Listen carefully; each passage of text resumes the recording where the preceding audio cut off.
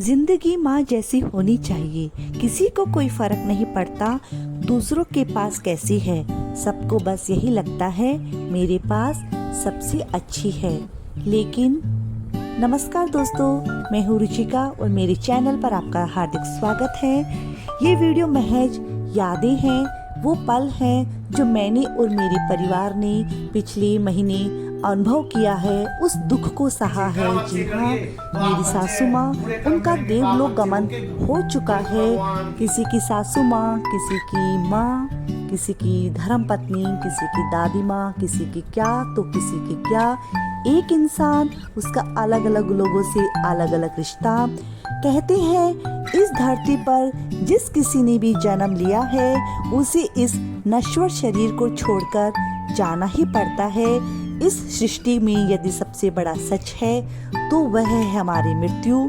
जी हाँ, उन अस्थियों को लेकर, उन पावन अस्थियों को लेकर सासू माँ की हम आए थे हरिद्वार, अब वापस जा रहे हैं सूरत। उनका 11वां 12वां और 13वीं जो है वो करते हैं। तो व्लॉग में आप एंड तक बने रहिए।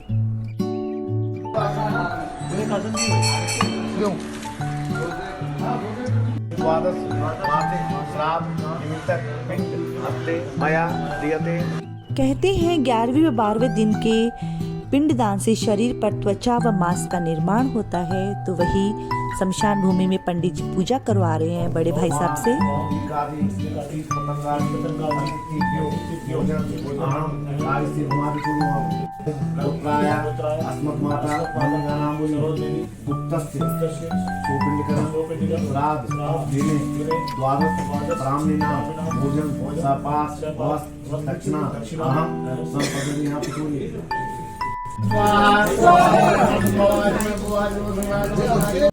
यहाँ पूरा परिवार और पूरा कुटुंब इकट्ठा हुआ।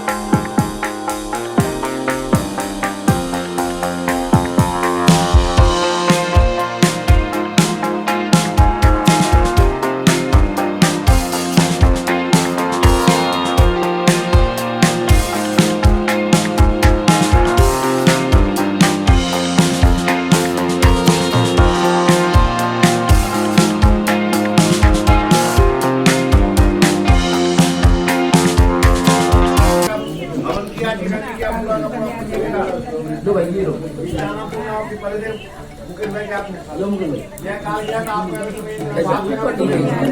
हाँ गुरु जी।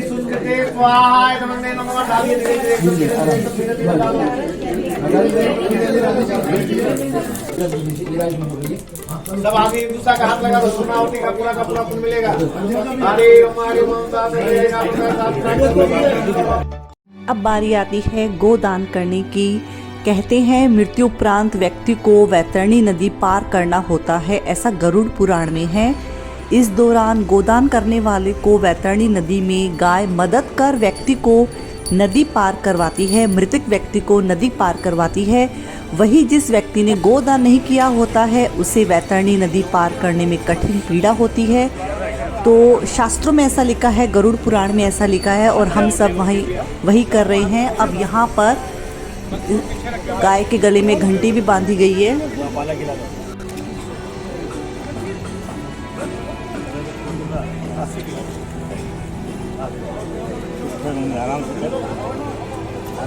लो जी, जाओ जी, रस्सी पकड़ो।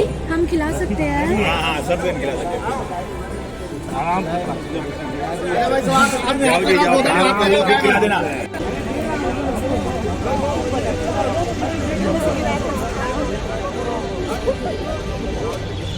बस यहाँ पूरा परिवार खड़ा हो गया है, मूली के तार को पकड़ के खड़े हैं जिससे सभी के हाथ गौ माता को लग जाए। इस तरह से पंडित जी ने सबको बांधा है एक सूत्र में और बहुत अच्छा लग रहा है ये सब चीजें देखकर। बच्चे भी हरि गोविंद जय गोविंद जय जय गोपाल जय जय जय हरि गोविंद जय जय श्री राधा रमण हरि गोविंद जय गोविंद जय जय।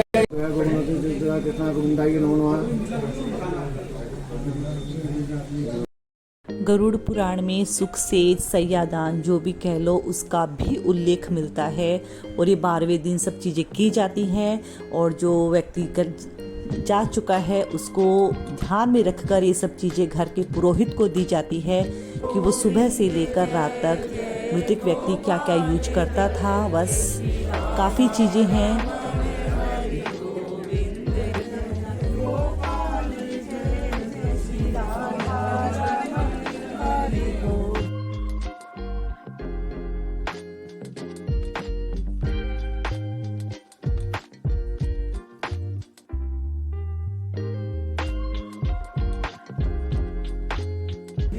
अब होगा ब्राह्मण भोज, तो कैटरिंग का खाना है वो ऊपर आया है क्योंकि 12 जो ब्राह्मणियाँ हैं उनको हम घर के अंदर ही भोजन परोसेंगे, तीनों भौवें, और बाकी का सबका भोजन नीचे है, प्रसाद नीचे है।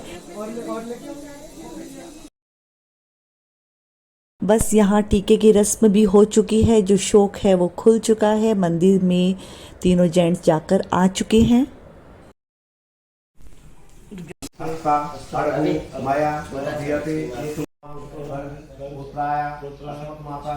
बस आज है 6 माही, 13वीं है सासू माँ की। बस वो पंडित जी पूजा करवा रहे हैं और कहते हैं किसी भी व्यक्ति के जाने के बाद 13 दिन तक आत्मा वही रहती है और इस बीच परिजन मृतक की आत्मा के लिए नियमित रूप से पिंडदान करते हैं। 13वें दिन मृतक के नाम से जो पिंडदान किया जाता है, कहते हैं उससे ही वो यमलोक तक का सफ़र तय कर पाता है, ऐसा गरुड़ पुराण में कहा गया है। ये मैं नहीं कह रही, गरुड़ पुराण में कहा गया है। पंडित जी ने सभी बातें बहुत डिटेल से हमें बताई थी। और पिंडदान से आत्मा को बल मिलता है, पिंडदान से आत्मा को बल मिलता है। तो हम तीनों भौवें वही पिंड बना रहे हैं, तो बस वो समभाग में बनाएंगे, तो हम तीनों वही बना रहे हैं। इक्वल होना चाहिए, ऐसा नहीं है कोई छोटा कोई बड़ा। पंडित जी ने बोला इक्वल बनाना है। माना जाता है परिजनों द्वारा जो 13 दिनों में पिंडदान किए जाते हैं वो 1 वर्ष तक मृतक आत्मा को भोजन के रूप में प्राप्त होता है। तो ये चीज़ जब सुनते हैं तब पता चलता है जीवन का कटु सत्य। व्यक्ति जो जीवन भर चलता है सोच के कि मैं अजर अमर हूँ, वो कोई भी अजर अमर नहीं है। सभी को यहाँ इस धरती से जाना है क्योंकि ये मृत्युलोक है। 13वीं से आत्मा को प्रैतक योनि से मुक्ति मिलती है, तो इसीलिए 13वीं की जाती है। लेकिन आजकल देखते हैं काफ़ी लोग शॉर्टकट करते हैं, 3 चौथे दिन ही छमाई कर देते हैं। वो उचित नहीं है। कोई भी काम, कोई भी चीज़ जैसा बनाया गया हिंदू शास्त्रों में वैसा ही करना चाहिए। यदि हम शॉर्टकट करेंगे तो ऊपर वाला भी जब शॉर्टकट पे उतरेगा तो उसका नतीजा बड़ा भारी पड़ेगा। तो पंडित जी ने बहुत अच्छे से पूजा करवाई और पापा को भी देखकर अच्छा लगा और हमें भी बहुत अच्छा लगा। सभी काम बहुत अच्छे से संपूर्ण हो गए। इसके बाद बारी आएगी 8 ब्राह्मणों के भोजन करवाने की, और यहाँ पर पंडित जी जो हम हरिद्वार से जल लाए थे उसकी भी पूजा करवा रहे हैं। फिर उसको पूरे घर में छिड़काव किया जाएगा। बस यहाँ पर मालपुआ बन रहे हैं, पूड़ियाँ बन रही हैं। 8 ब्राह्मणियों को भोजन करवाएंगे तीनों भौवें। उसके बाद बस